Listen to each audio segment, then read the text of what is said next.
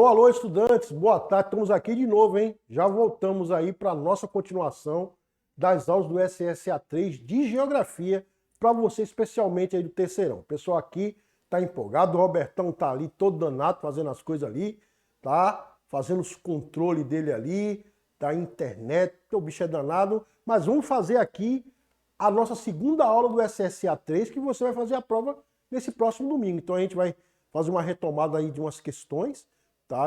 Você já deve ter visto aí a primeira aula. Então a gente vai continuar agora pegando questões de 2019 e 2020 do SSA, beleza? Então bota na tela aí, Robertão, vamos embora. Tá aí Educa PS SA3 Geografia. Meu nome é Sérgio Bezerra, vocês já me conhecem aqui. Tá o meu Instagram, caso você queira me seguir, vou ficar muito feliz aí com a presença de vocês. E aí o outro ano tem muita coisa aí, você pode pedir uma série de materiais diretamente no meu direct, que a gente vai mandando para você para ajudar o teu estudo. Terceirão aí tá acabando, tá? Mas vamos aí que o SSA é nesse final de semana e tem muita coisa ainda para rolar, viu? Vamos embora. Então olha aí, ó, primeira questão, você tá vendo esse mapa aí, olha que mapa é esse, hein? Você tá vendo aí que região é essa aí? Você tá vendo que é a região da Ásia e Oriente Médio, Ásia Central, Oriente Médio, né? Então você está vendo aí destacado alguns países em contorno em vermelho, país 1, 2, 3, 4 e 5, né? Então você está vendo aí Arábia Saudita, Turquia, Cazaquistão, Uzbequistão, Turmequistão, a turma do estão, né? Estão vendo a China aí. Então a questão está relacionada a esse mapa aí, relacionada a esses países que estão em destaque. Então, vamos lá, questão do SSA, processo de ingresso 2020, ok? Este país é um dos focos de tensão do mundo. Foi invadido pelos Estados Unidos após os ataques terroristas de 11 de setembro de 2001. Mesmo com um sucesso relativo, os Estados Unidos enfrentam resistência e atentados terroristas, promovidos por grupos guerrilheiros talibãs, resultando em muitas mortes. A guerra nesse país afeta diferentes gerações, sem a perspectiva de paz. Observe o mapa a seguir. Então, botei mais uma vez um recorte do mapa. Então, o que será que ele quer aí na questão? O que será? Então, tem aí novamente o mapa. Assinale a alternativa que identifica o país referido. Presta atenção. Vocês estão vendo aí que ele não está falando que país é esse. Uma coisa que eu digo para os meus alunos é que eles escutem notícia. Né? Que eles fiquem antenados com o que está acontecendo no mundo. O SSA3, ele pega muito geopolítica. Então você tem que atender, você tem que estar percebendo o que está acontecendo no mundo, escutar as notícias. Essa questão foi do ingresso de 2020, mas esse problema relatado nessa questão, ele foi pipoco nesse ano. De que país é esse que ele está falando aí?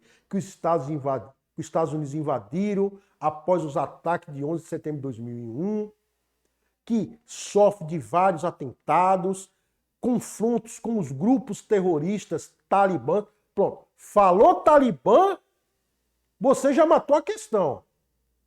Então, quando você fala talibã, só pode ser Afeganistão ou Paquistão. Tá? Então, a questão agora é saber aonde que esse país está, né? No mapa. Aonde que esse país está? No 1, no 2, no 3, no 4, no 5? Onde é que será que esse país está? Né? Vamos ver aí. Onde é que fica o Afeganistão, que era o país que os Estados Unidos invadiu e agora saiu em setembro, dia 31 de setembro passado. Então nós estamos falando aí do Afeganistão. Qual será o país? País 5. Esse país que está no meio aí entre o país 2 e o país 3. Né? O país 2 é o Irã e o país 3 é o Paquistão. Tá certo? Então nós estamos falando do Afeganistão. Então essa questão foi de 2020, mas esse assunto foi pipoco em 2021. Então, gente, ó, se liguem, SSA é geopolítica. Tem muita coisa acontecendo aí na geopolítica mundial. A provável invasão da Rússia na Crimeia da Ucrânia, né? Putin mandando tropas para anexar a Crimeia, que antes era parte da União Soviética, a Ucrânia. Então hoje existe essa articulação de Putin para tomar parte da Ucrânia, que é a Crimeia. Existe também as movimentações e o interesse da China anexar definitivamente Taiwan, que é uma província rebelde. Não é? Nós vemos também várias situações da geopolítica mundial ocorrendo aí nessas relações, né? A questão aí do Putin com a Europa no fornecimento de gás. Então vocês têm que estar antenado aí sobre essas relações do mundo, hein? Então se liga. Então essa questão aí, ele estava falando do Afeganistão. Ok? Vamos lá. Questão 2, processo de ingresso também de 2020. Observe o gráfico a seguir e o texto. Então vamos lá, aumentado aqui. Crescimento econômico e oscilação dos preços das commodities. O crescimento da América Latina e Caribe está fortemente correlacionado às variações nos preços internacionais das commodities. O que são commodities? Commodities são valores que são explorados, são pagos mediante aos produtos de exploração primária, ok? Produtos da agricultura, soja, trigo, cana-de-açúcar, algodão, petróleo, minerais, minérios. Então, esse commodity é uma taxa de exploração que é paga. Então, os países da América Latina, os países em desenvolvimento emergente, eles são fortemente, a sua economia é relacionada fortemente a essa exploração de commodities, beleza? Produtos de baixo valor agregado, produtos primários. Então você está vendo no gráfico aí que a linha em azul são o crescimento do PIB da América Latina e Caribe. A linha em azul, você está vendo que a linha de azul está oscilando, né? E a linha em vermelha é o aumento dos preços das commodities. Então você está vendo que o aumento dos preços está superior ao aumento, né, do crescimento da exploração do PIB das Américas Latinas. Então você está vendo que o PIB não está crescendo na mesma proporcionalidade do aumento do preço dessas commodities, tá certo? Então vocês devem entender no gráfico. Então o gráfico está mostrando 2000 a 2018. Então, fator aí, o aumento do crescimento do PIB não está acompanhando o aumento do preço, né, dessas commodities em escala mundial. Vamos ver o que a questão quer agora. O gráfico trata de commodities na América Latina. Sobre esse assunto, analise as seguintes afirmativas. Então, geoeconomia, hein, gente? Geoeconomia muito relacionada com globalização, muito relacionada com geopolítica. Então, terceiro ano, esse assunto é punk. Está sempre no SSA. Então, vamos ter que analisar aí questão por questão. Beleza? O impacto do choque dos preços das commodities é diferente em cada país, independente da composição dos produtos que integra o conjunto das suas importações e exportações. Será que está correto ou está errado? Falso. O impacto do choque dos preços das commodities, ele não é diferente. O preço é global. O preço da commodity é definido no mercado internacional. Então eu não posso ter uma commodity, por exemplo, vamos pegar o Brasil. A gente está tendo um aumento do combustível em razão do aumento do preço do barril de petróleo. Só que esse petróleo é definido no mercado mundial. O mesmo barril que é vendido aqui no Brasil é vendido nos Estados Unidos, é vendido na União Soviética, na Rússia, é vendido na Arábia Saudita. Então, o preço é global, não é diferente nos países. O que pode ser diferente é o custo da produção dessas commodities da exploração. Então, o 1 está errado. 2. A variação dos preços podem ter diferentes fatores de risco e incertezas globais, desde eventos naturais, como o El Niño, que afetam a produção agrícola, até conflitos, tensões políticas instabilidades econômicas e financeiras. O que vocês acham? Correto, né? Principalmente os produtos agrícolas. Os produtos agrícolas são produtos primários, mas eles estão muito atrelados à variação climática, né? Se houver alguma mudança do clima, chuvas ou seca, ela vai influenciar a produção. E essa produção vai influenciar no preço da commodity mundial. Certo? Então a 2 está correta. Beleza? 3. O Chile é o maior produtor de cobre, do mineral, no mundo, representando o terço da produção mundial. Esse metal é uma das mais importantes commodities daquele país. Verdadeiro ou falso? Verdadeiro. Realmente, o Chile é um dos maiores produtores do mundo de cobre, tem as maiores jazidas de cobre no mundo. Tá certo?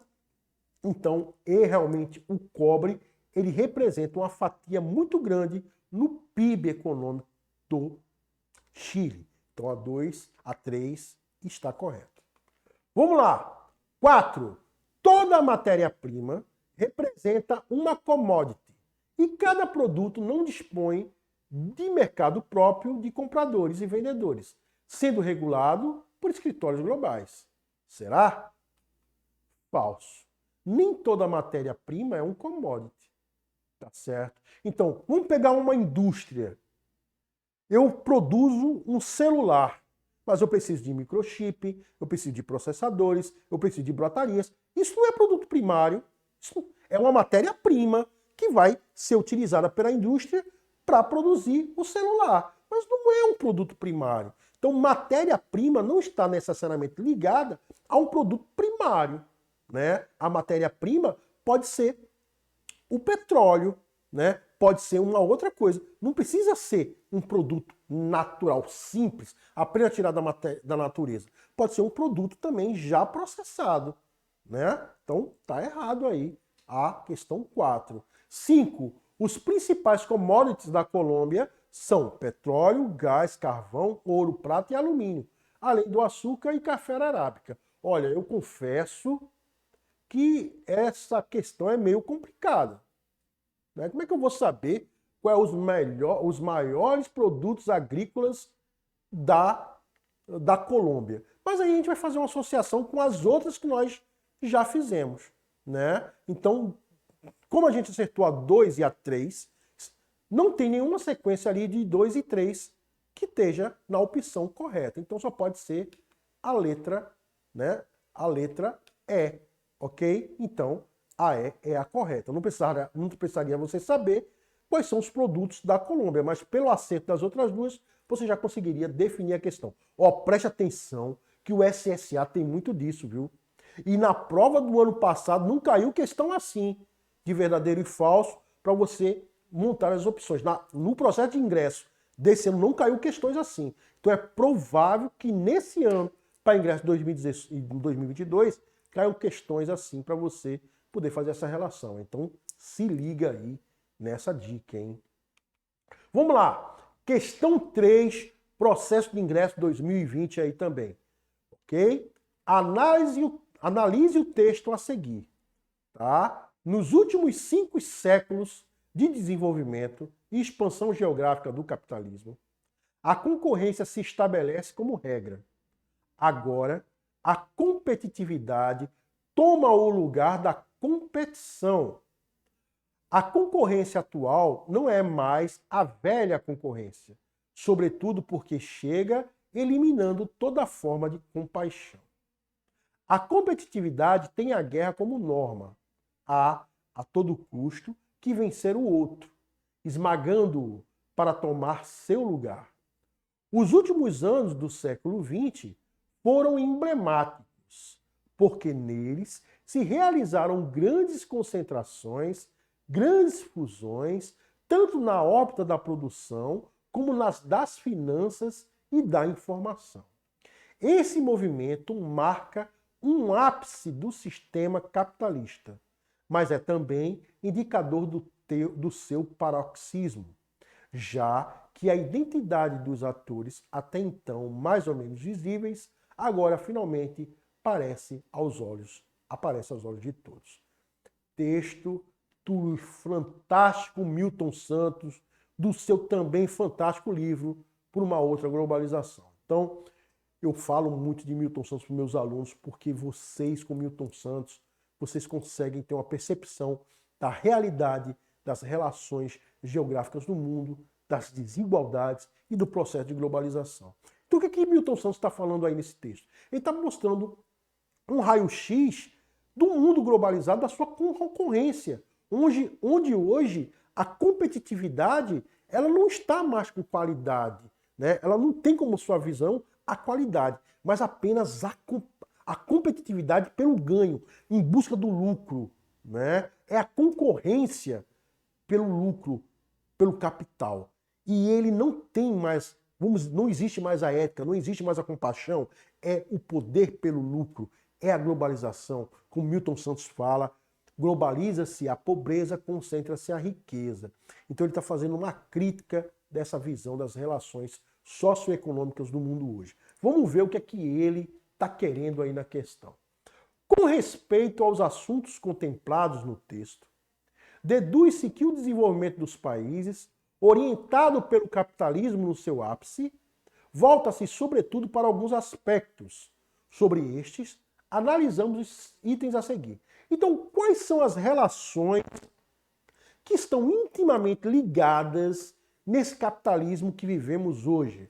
O mercado livre, o livre mercado, o livre comércio, né? A acumulação de riquezas. 3, a automação, ou seja, a grande ênfase no processo da terceira revolução industrial, né? Onde as máquinas, né, cresceram de uma forma exponencial no processo de automação e robotização da produção. 4, substituição dos trabalhadores, que já é em decorrência dessa automação. E a competitividade, né? Então nós temos aí 5 fatores: mercado livre, acumulação de riqueza, automação, substituição dos trabalhadores e competitividade.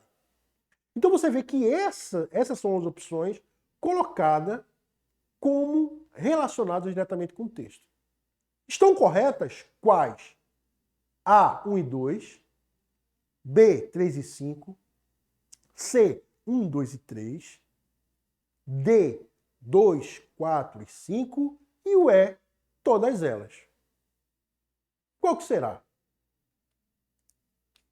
Logicamente, todas elas. Todas essas relações aí, elas estão condicionadas ao capitalismo atual, né? O livre mercado de atuação globalizado, a empresa aqui pode vender e pode comprar e distribuir seu material, o seu produto em qualquer lugar do mundo, entrar, concorrer com as empresas locais. Quantas empresas internacionais nós temos atuando aqui no Brasil? Então é o livre mercado. A acumulação de riqueza. Então, quando eu compro um produto de marca internacional, parte daquele valor vai para a sua sede. Então, se eu tomo um refrigerante de uma marca muito conhecida, centavos daquele refrigerante vai para a sua sede em Atlanta, nos Estados Unidos, né? Então, isso faz com que os países que não têm tecnologia, que não têm uma indústria forte nacional, sejam retirados recursos desses países para serem enviados para as empresas que atuam naquele país, mas ela tem a sua sede em outros países. São as empresas transnacionais. A automação, a substituição do homem pelas máquinas, os robôs, que vão fazer com que a força de trabalho ela diminua. Essa é uma das principais problemas, para as próximas gerações. Como enfrentar o mundo do trabalho onde essas relações são cada vez mais tecnológicas. Tá aí o Robertão para mim dizer que eu estou errado, ou que eu estou certo. Como é que o trabalhador sem conhecimento técnico, científico, sem estudo, como é que ele vai concorrer no próximo mercado de trabalho? Com tudo automatizado, com tudo robotizado. Como é que vai ser? Isso é uma coisa que os países em emergentes e em desenvolvimento têm que pensar. Como é que a sua população ativa vai ficar daqui a alguns anos? Se ele não desenvolve tecnologia, desenvolvimento, pesquisa, como é que ele vai abraçar esses trabalhadores? Mas toda essa relação, ela busca o quê? As empresas diminuírem custos, implementarem tecnologia para competir no mercado global. Então, todas essas opções, mercado, acumulação de riqueza, automação, substituição dos trabalhadores e competitividade, todas elas estão relacionadas com a globalização e o capitalismo atual, já mencionado lá em 2000 por Milton Santos, hein? Vamos embora. Tema apaixonante. Vamos lá. Questão 4, processo de ingresso 2019. Observe o diagrama a seguir. Olha o diagrama aí, olha aumentando aí, ó. Pouca intervenção do Estado e privatização das políticas das empresas públicas. Direito trabalhistas revistos e restringidos. Sistema de proteção social reestruturado e limitações de despesa do Estado nos setores sociais. Então você está vendo aí que está havendo um ciclo, onde essas relações elas são interligadas. Então o que esse diagrama quer dizer? Nele estão apresentadas algumas das diversas concepções sobre o papel do Estado na economia globalizada, concebida e adotada nas últimas décadas. Em muitos países do mundo, são ideias e propostas correspondentes ao quê? Materialismo dialético histórico geográfico, pensamento econômico neoliberal, C, conjunto de princípios políticos defendidos pelo filósofo Mikhail Bakunin, D, pensamento heideggeriano da superação das relações objetificadoras do Estado, E, existencialismo de ampla participação do Estado defendido por Adam Smith. Olha, muita palavra difícil para complicar você aí, não é? Mas vamos ver, ele está mostrando a relação ali, Estado mínimo, menos direito trabalhista e menor presença do Estado, né, na formulação de políticas públicas.